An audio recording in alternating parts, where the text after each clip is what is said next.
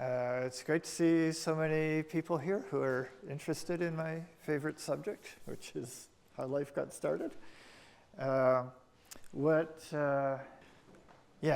you see here is just a schematic diagram of what we think primordial cell might have looked like. So sort of stripped down version of what we see in biology today, a cell membrane encapsulating small bits of genetic information, and somehow both of these subsystems have to replicate so that you can have a cell that can grow and divide and inherit information and therefore begin to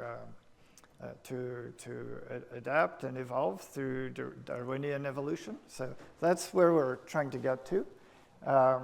But today what I want to do is take a broader view and sort of give an overview of a larger part of the field. So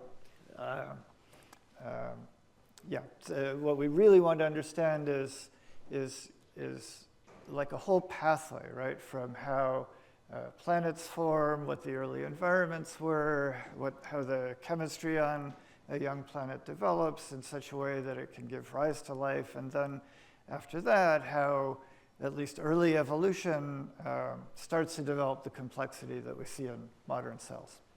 But sort of before going into that, I think this whole field has benefited a lot from our interactions with our astronomer friends, like today. And we now know that the universe is filled with planets, right? Most stars have planets. And so this brings out the question of whether or not there's life out there in the rest of the universe or only here. So I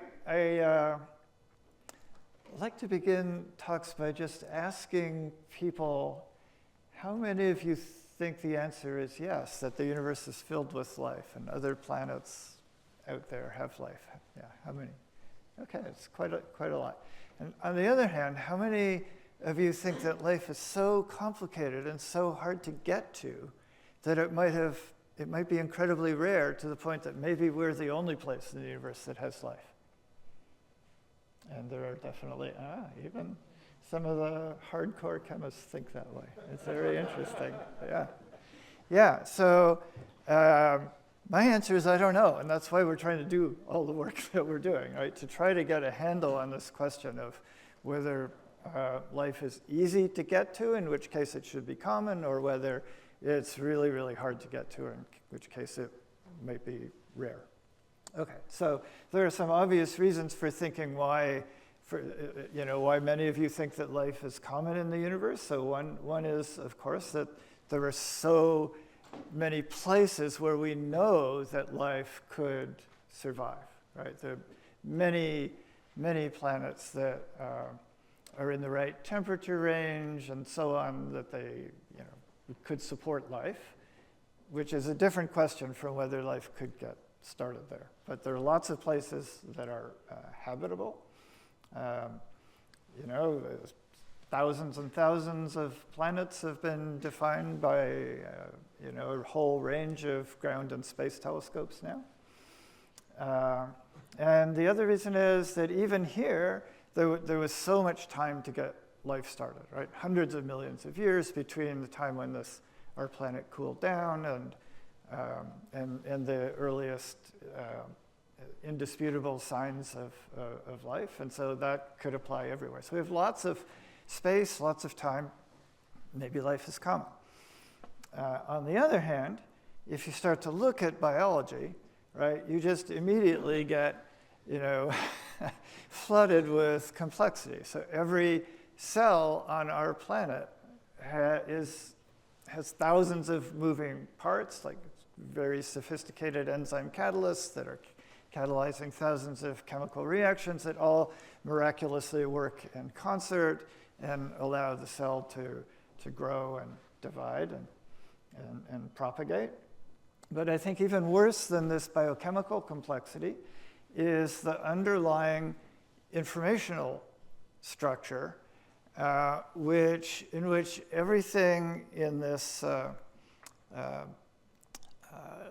in this view, everything depends on everything else, right? So we have the sort of standard model of information archived in DNA, transcribed into RNA, translated into proteins, which do most of the biochemistry and structural functions. But every part of this depends on every other part, right? You can't replicate DNA without RNA as primers. You need the protein polymerases. You need the biochemicals that are made by the protein enzymes. And same thing for RNA, right? It's transcribed out of DNA, but it's actually made by polymerases that are proteins, and so on and so forth. So I think for decades, this self-referential nature of the structure of modern life made it very hard for people to come up with any kind of rational model for how life could have gotten started. And a few very smart people in the 60s, after the structure of tRNA was first worked out, posited that maybe the molecule in the middle, RNA, could act as an enzyme, in which case you could imagine a much simpler beginning. Nobody took those ideas of people like Francis Crick and Leslie Orgel seriously until some 15 years later, when Tom Cech and Sid Altman found that, yes, indeed, RNA molecules can fold up into three-dimensional shapes, and they can act as enzymes just like proteins. So that made it possible to conceive of a much simpler, earlier phase of life that we now refer to generally as the RNA world, even though that eliminates some people's favorite molecules like peptides and so on.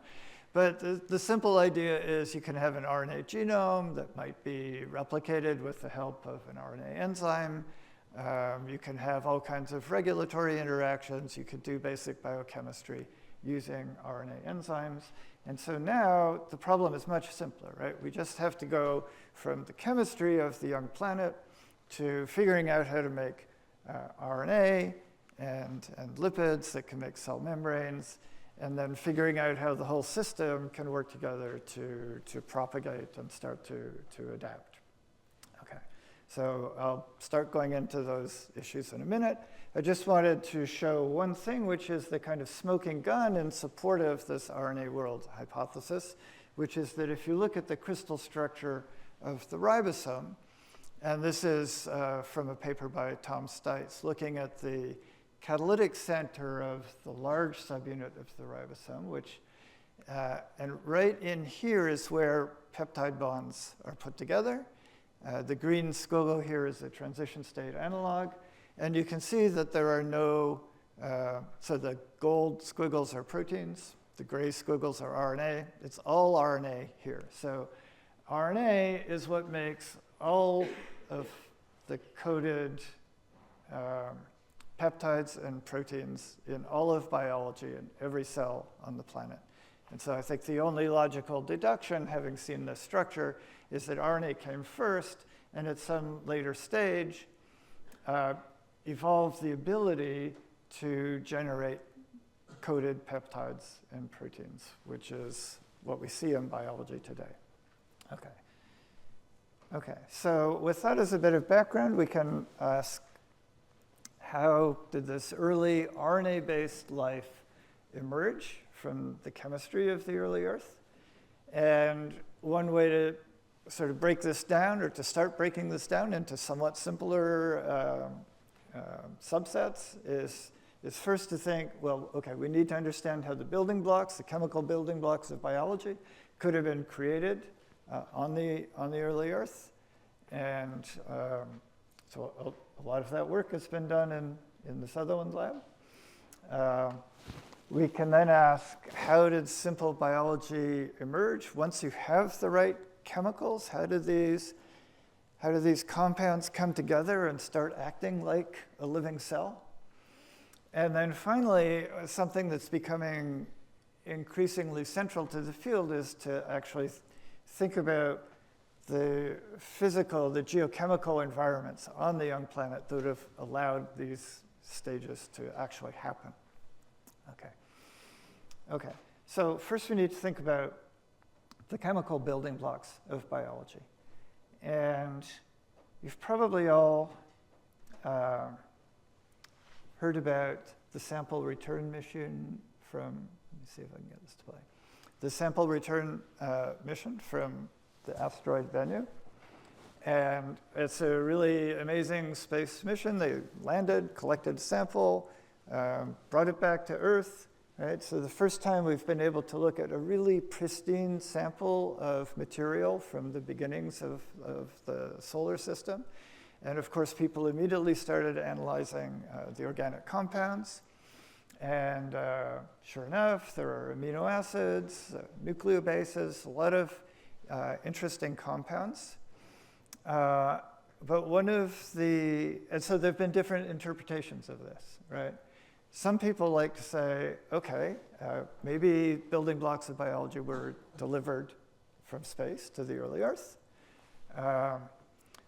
Interestingly, studies of meteorites that were collected on the ground and analyzed had given, over decades of work, consistent signals of enantiomer enrichment for the mirror image form of amino acids that's actually found in biology. And so people interpreted that as evidence that the beginnings of biology could have come from sources outside of our planet. Surprisingly, the analysis of amino acids from this source, for which there's absolutely no earthly contamination, showed that they're all racemic, right? Right and left-handed forms are equal. And many people were disappointed by that. But to me, it supports the conclusion that the chemistry that's relevant to starting life happened here on Earth, right? On the surface of our planet. And the main reason for that is that when you look at the organic chemistry that's going on here, you find very, very small amounts of thousands of compounds, right? And if you think about what you would want to have to build a cell, you don't want to have thousands or millions of compounds where what you need is a tiny fraction, right? What you want is a way of making those molecules that gives you a small number of just the right compounds, okay? The same problem applies. So this is just sort of a list of some of the things that are found in Bennu, so I'll skip over that. The same problem applies with the early efforts. So for example, the famous Miller-Urey experiment, done 73 years ago, where Stanley, when he was a young graduate student in the lab of Nobel Prize winner Harold Urey, decided he wanted to see what would happen with a simple model of the early atmosphere of the young Earth, so a reducing atmosphere with things like methane and ammonia and so on, and put in energy from a spark discharge, and they got interesting compounds, and it was kind of earth-shaking that they found amino acids. So at the time, it was revolutionary that the building blocks of life, at least the amino acids, could be so easy to make, right? That was the revolutionary advance. But then, when you look at it more closely, you have the same problem as with the asteroid material. It's actually thousands or millions of compounds, and the ones you want are, at best, parts per million and usually parts per billion, okay? So this is not actually the way to build biology. Okay, so what's a better way of doing it in principle? We've known for a long time, early experiments, again in the 60s, from people like Juan Rowe and many others, that cyanide is a great starting material to build molecules like nucleotides and amino acids. So the question is, and you can make cyanide in lots of different ways. It can be made in atmospheric chemistry, from lightning in the right kind of atmosphere, from large impacts. And the question then is, okay, if you've got cyanide, then what, right? How can you take that material and use it to make things like sugars, nucleotides, and so on. And the problem is that cyanide would be made in the atmosphere. It would come to the surface by dissolving in raindrops, basically raining out, as a very dilute solution. Okay? And if you have a dilute solution of cyanide and it just sits around, it doesn't do anything except hydrolyze. Right? So there, your great starting material is just degrading into nothing useful. So that, I think, was a huge problem for a long time until a way of building up a reservoir of this material was worked out. And again, this goes back to work by John Sutherland, John Grotzinger, Dimitar Sasolov, and more recently, people like David Catling. And so the idea is that if cyanide rains out into some surface pond or lake, in an area that is where there's hydrothermal activity, so circulation of the water through fractured rock, which can, for example, happen in a volcanic area or in an impact area. That water will circulate through fractured rock, come back up through vents, and we see exactly this kind of structure in places like Yellowstone. As that water comes back up, it brings with it ions that have been leached out of the rock, and one of the major species is iron 2 in particular, which complexes extremely rapidly and very tightly with cyanide to make ferrocyanide complexes, and then salts of ferrocyanide can precipitate out, and then you build up layers of sediments that would be highly enriched in these ferrocyanide complexes. And then, so that allows you over potentially thousands of years to build up a huge reservoir of this material, right? So instead of going into the oceans and degrading, we're building up and storing this starting material. And then at some later time, it could be thermally processed, so lava flows over it or magma from underneath, starts to bake this reservoir. Then the different cyanide salts will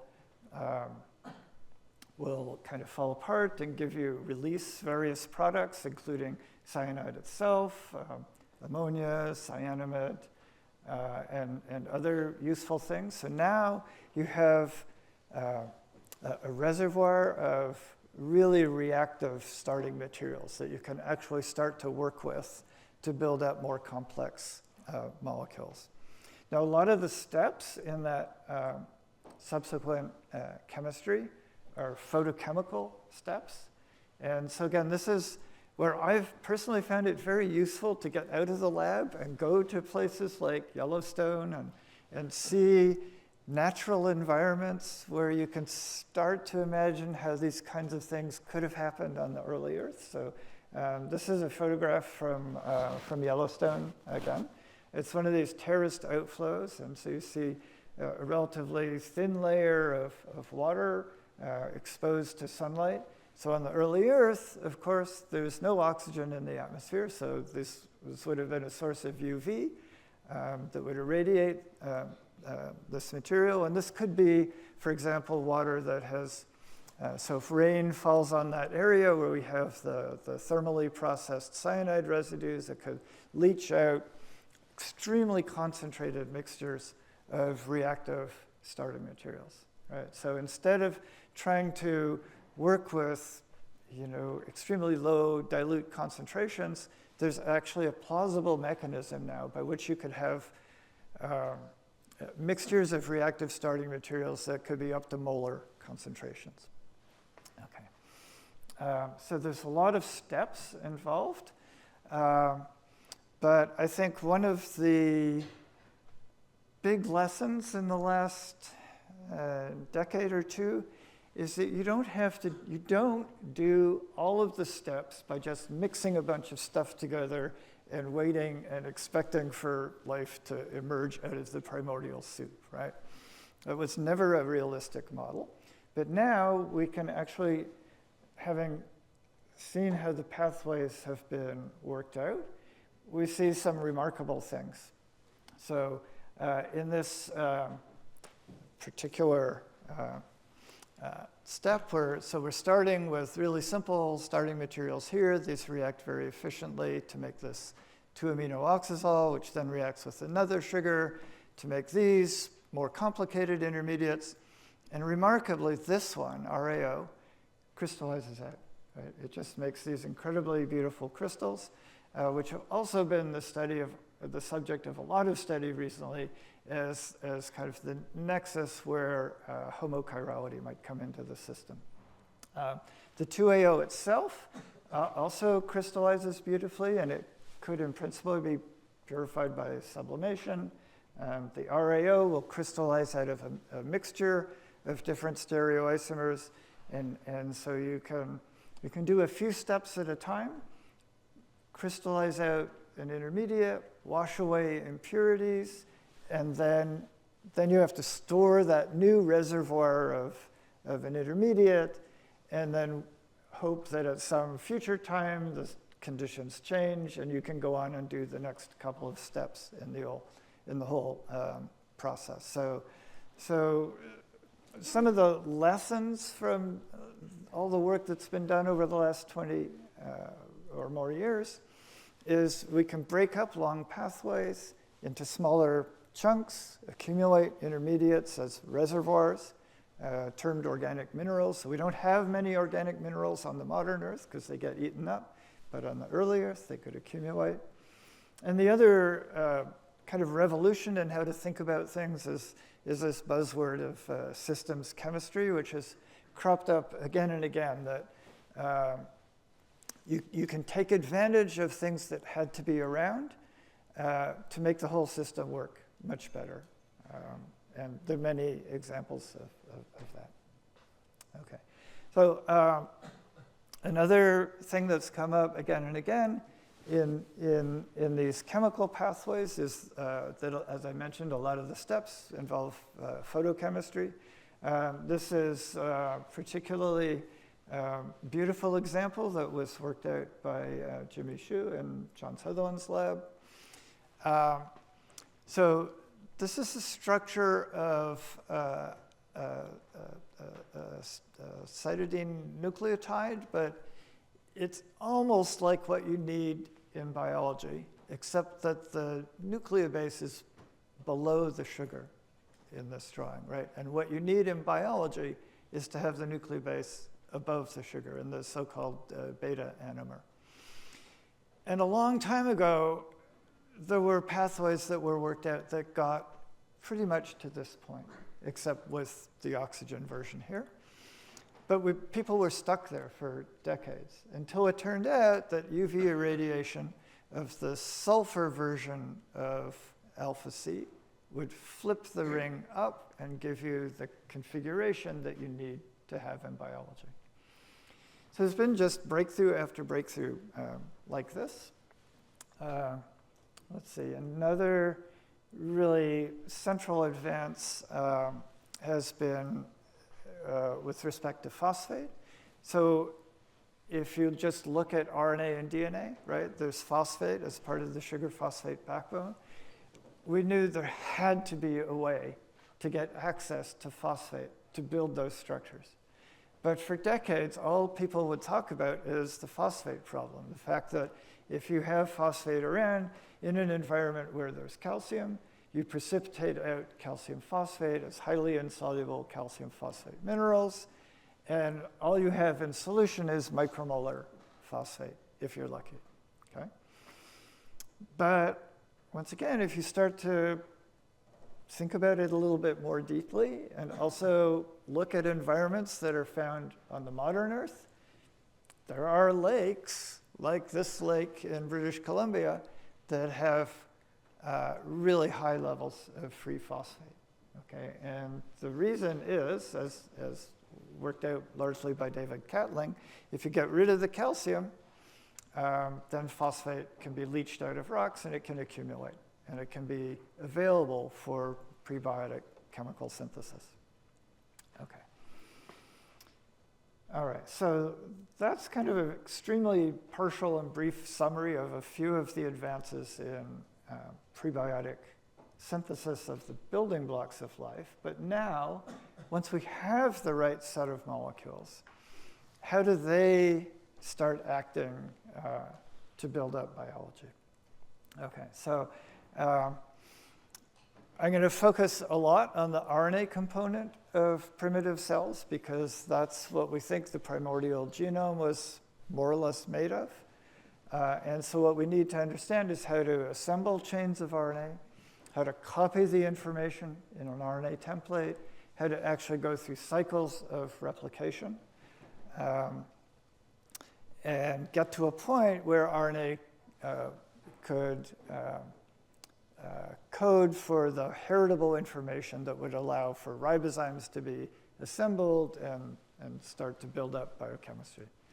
Okay, so this is a very old field. So the late Leslie Orgel is one of the pioneers, one of the fathers of this field. And I always like to show this because I think Leslie had a lot of key insights, but one of his main insights was that the molecules that are used in modern biology to make RNA and DNA, the nucleoside triphosphates, are great if you have really sophisticated catalysts, right? If you have protein enzymes that can give you 10 to the 12th rate accelerations, these are the perfect substrates because they're highly charged, they don't leak out of cells, they're relatively stable. But if you don't have catalysts like that, which you wouldn't have at the time of the origin of life, they're completely useless, right? They would be inert, they would just sit around until they hydrolyze. Instead, what you need are much more reactive nucleotides, where instead of pyrophosphate as the leaving group, you have some better leaving group. So here is a methyl imidazole. This is a model system that was studied a lot in Leslie's lab. So these are prebiotic model substrates. They're less polar, so they could get into a protocell. So if these things are made outside in the environment, they could get across the membrane, get to the inside, take part in copying chemistry. And they have high intrinsic reactivity. You don't need fancy catalysts. Okay. But by the same token, they are problematic because they're more reactive. They react with water. They hydrolyze relatively quickly. So the chemistry for copying has to be pretty efficient. So I'm going to show you a video now that was made by Janet Iwaso quite a while ago in my lab. And I'm showing you this just to give you a picture of how we used to think about RNA copying chemistry. And the idea was you'd have a strand of RNA floating around in a chemically very rich environment filled with these activated nucleotides that could find their partners by Watson-Crick-Franklin base pairing and then kind of click together to build up a complementary strand. Okay. And the reason we were thinking of this kind of model is because it's more or less how copying works in biology, right? You have a primer, which is this growing strand. You have a template. You want to extend the primer to build up a complementary strand. And in biology, one activated monomer at a time comes in the active site of an enzyme, and the growing strand is extended by one nucleotide at a time. So we kind of assumed that was how it had to work in a purely chemical, non-enzymatic system. So I'm showing you here an experiment that is of the kind that was done for many years in Leslie's lab. So exactly like I showed in the previous slide, we have a short bit of RNA that's a primer. Here's a longer bit of RNA, and we want to copy this region here. So here it's 4 C's followed by 2 A's. If we throw in this activated G nucleotide, these G monomers should come in, they'll base pair with the C's, and they should react with the 3' hydroxyl of the primer, and the primer should get extended. And that's exactly what happens, right? So here's a gel analysis of this. So here's the starting material. After a minute or a few minutes, you see the first base has been added, then the second, and then the third. Okay? So that all looks great, right? So you might be wondering, okay, what's the problem? So if you think about it, 3 bases have been added here, but there were 4. They should have been copied in the template. So why is that? Okay. This is a problem that was recognized in the 80s and 90s, and it just kind of lay in papers and not followed up really by anybody. And there were other peculiar aspects of this chemistry that didn't make a lot of sense at the time. So one of those is that if one monomer comes in and you don't allow a second one to bind downstream, the reaction's extremely slow. Okay? If the template sequence is such that 2 monomers can come in, a base pair, and sit together, the reaction all of a sudden is 100 or 1,000 times faster. So why is that? And this problem was highlighted by Leslie Orgel some 25 years ago, explaining very clearly that this downstream nucleotide had to be catalyzing the incorporation of the upstream nucleotide. Okay? But it just sort of lay there uninvestigated until a student in my lab came along about 7 or 8 years ago now, Noam Prives, rediscovered this phenomenon in what I think is a perfect example of the saying that spending several months in the lab can save you a couple of hours in the library. Okay. So he did all these experiments, he showed the same catalytic effect, and then he realized that actually this had been observed 25 years ago. Okay, so then we decided, okay, we have to figure out what is going on with this catalytic effect if we want to understand how to make copying work better. And we spent several years on this problem, and it wasn't until another fantastic graduate student joined my lab, Travis Walton, that we discovered this really kind of bizarre and unprecedented chemistry where 2 nucleotides that look like this, right? So if you like looking at the structures, you can look at this part of the slide. If you want the schematic version, you can look at this part. 2 of these types of monomers react with each other to make a dinucleotide with this strange bridge connecting the 2 5' phosphates. So this is a phosphoimidazolium phospho bridge. And it turns out that this intermediate combined beautifully to the template, again, by making 2 perfectly good Watson-Crick-Franklin base pairs. So the geometry works out perfectly. And when that happens, this bridge structure is perfectly pre-organized to favor attack of the hydroxyl at the end of the primer, and that results in one base being incorporated and then a whole monomer being released. Okay? So this is the kind of copying chemistry that we've been exploring for the last several years now. And basically trying to work out a really more and more efficient way of copying RNA. Okay. So, but again, there's a problem, right?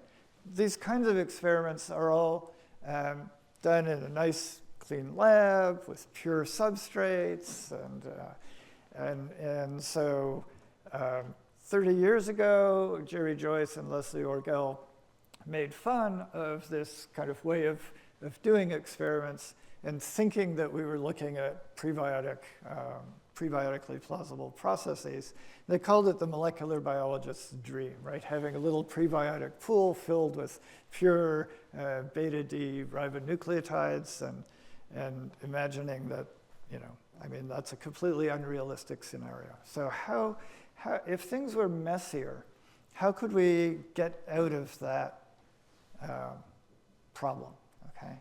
So imagine that the prebiotic chemistry, of which I showed you little snapshots, could give rise to a mixture of different kinds of nucleotides.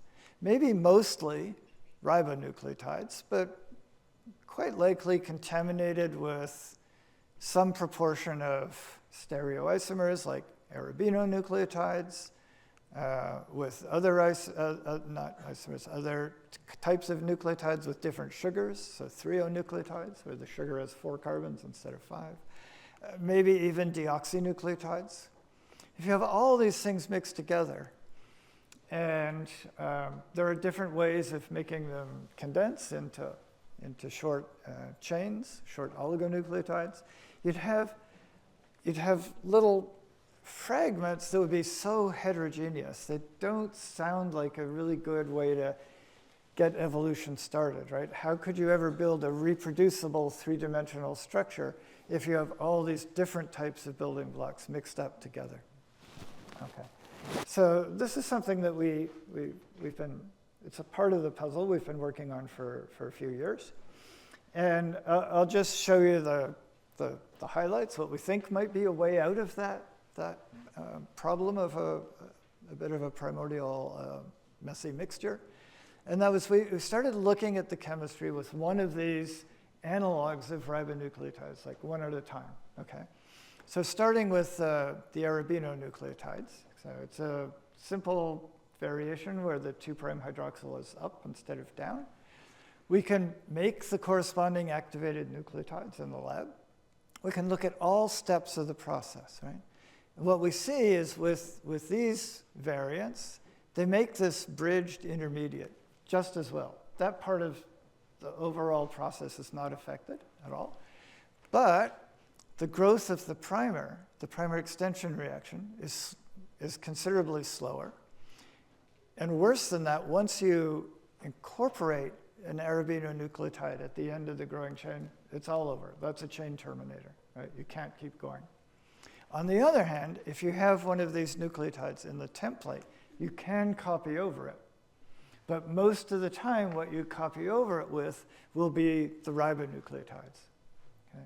And this is what we've seen again and again. It's the ribonucleotides that are better at doing copying chemistry.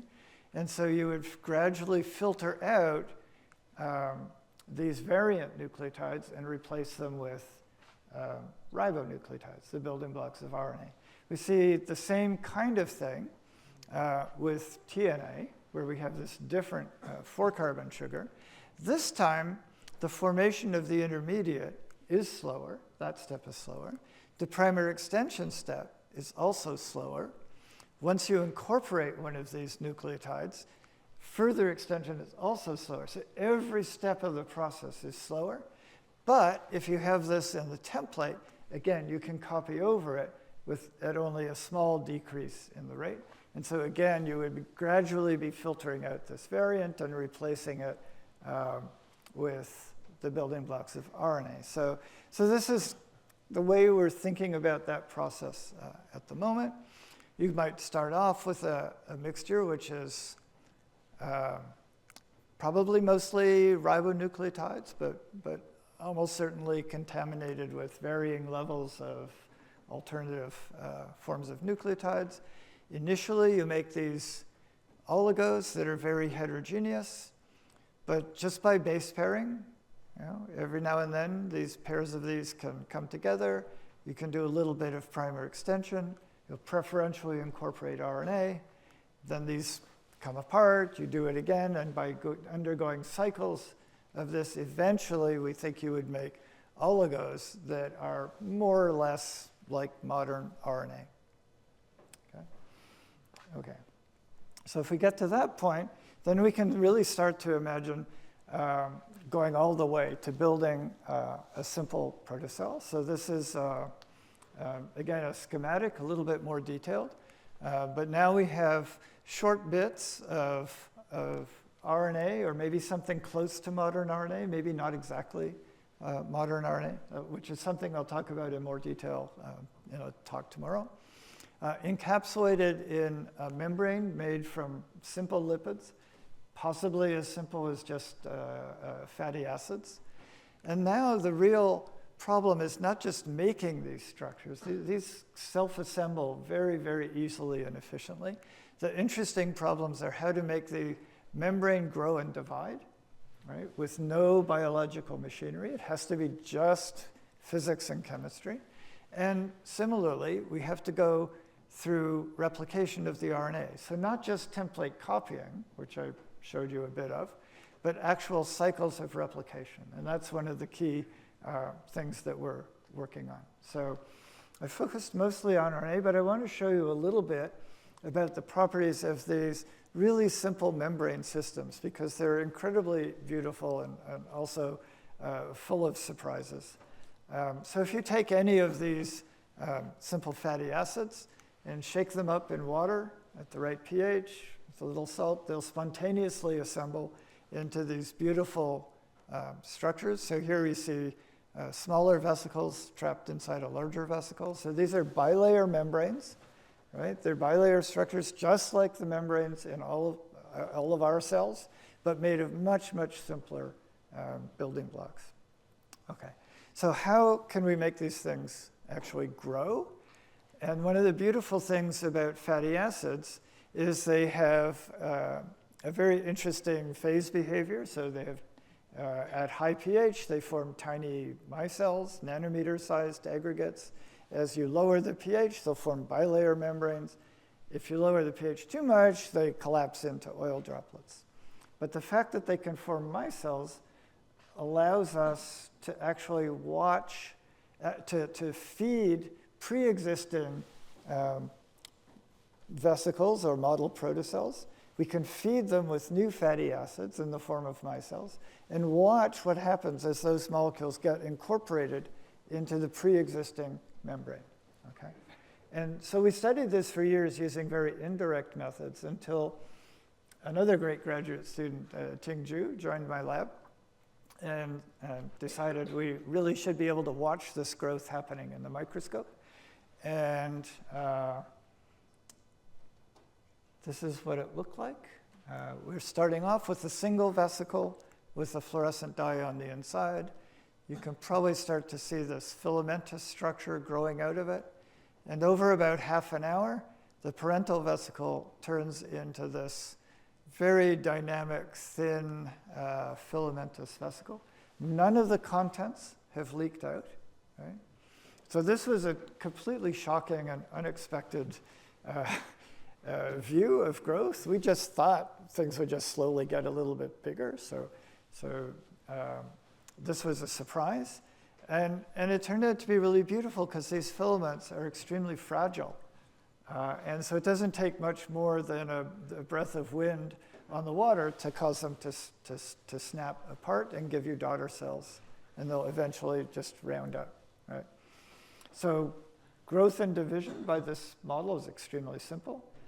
More recently, we've been looking at large vesicles that have a single bilayer membrane. And so in this work that was done by Anna Wang when she was in the lab, what you see here are these giant unilamellar vesicles.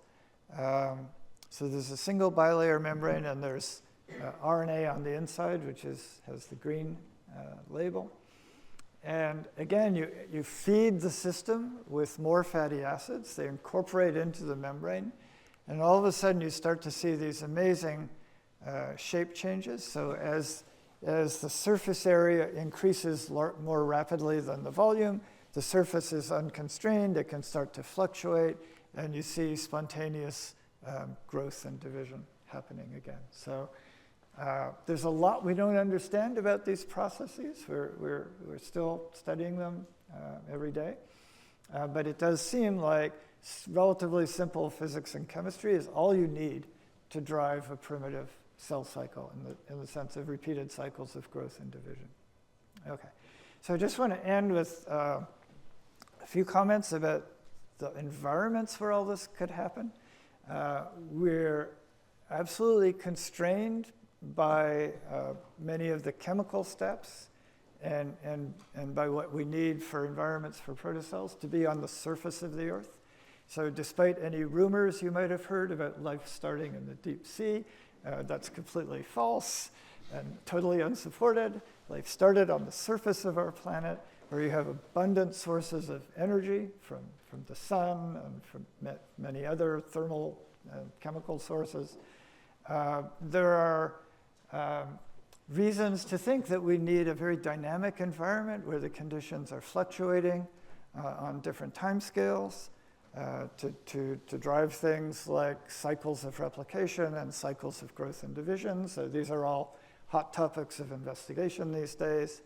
But areas that have that kind of, those kinds of dynamic fluctuations would be things like impact craters or volcanic areas like Yellowstone, as I've mentioned before. So that's kind of where we think all the interesting stuff happened. This is a kind of simple model. It's a little bit outdated, but it gives you the idea of how a particular environment could drive a cell cycle. So remember, these primitive cells have no evolved machinery, right? They're relying on the environment to drive the whole process of a cell cycle. So at this time, we were thinking you could have protocells sort of living out in the cold water of a pond or lake. Every now and then, they get swept up in these streams of hot water that emerge from hydrothermal vents. When they get heated up, nutrients can rush in, strands come apart, then they get swept back out into the cold environment, and now you could have cycles. Again, you could have copying chemistry and all the chemistry for growth before you go through another round. Okay, so we're still thinking a lot about the relevant kinds of environments, but things are starting to come together, I would say, optimistically into a coherent picture of the surface environments and the sources of energy and the sources of materials that could drive the origin of life. Okay, so obviously we've learned a lot of the details of the chemistry and the geochemistry, but to me the biggest thing that we've seen again and again is that our preconceptions of how things ought to work is what slows down progress, right? I think Didier is well familiar with this from the history of exoplanet discovery. Again and again, we've assumed that things worked at the beginning like they work in biology now, and sometimes that seems to be true, but often it's not, okay? So overcoming these preconceptions is what opens the door to discovery, and I love this field of origin of life because it's just a gold mine of surprising and interesting new phenomena. Okay, and so hopefully over the coming years, this will lead to a coherent picture of how life got started on our planet.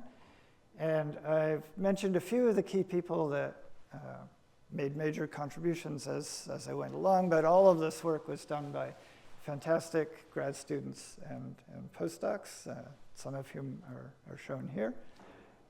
And finally, if you want to learn more about all of this, I have a book that came out recently that I wrote together with my colleague Mary Olivio, who's an astronomer. And we try to address everything from the chemistry of the origin of life to the larger astronomical issues. And with that, thank you again for your attention. I'm happy to answer questions.